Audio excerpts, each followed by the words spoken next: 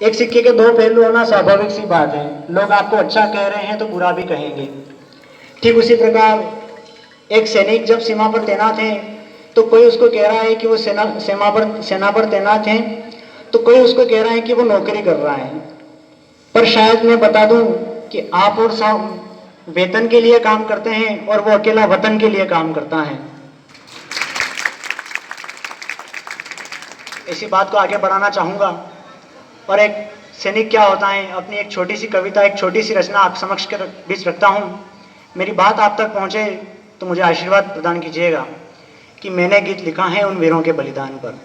मैंने गीत लिखा है उन वीरों के बलिदान पर। मैंने गीत लिखा है उन वीरों के बलिदान पर जो हंसते हंसते शहीद हो गए इस भारत की आन पर।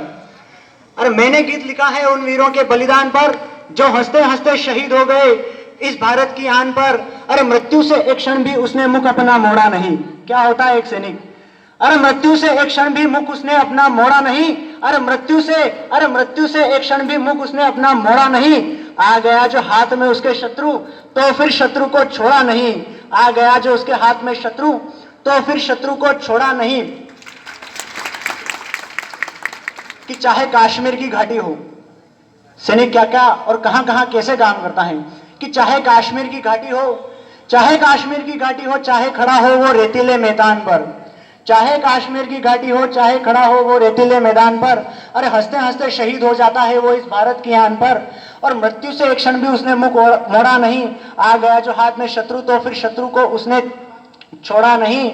और जब देह आया उसका तिरंगे में लिपटकर, जब देह आया उसका तिरंगे में लिपटकर, रोई बहुत ही मैया उसकी दहलीज पर बैठकर।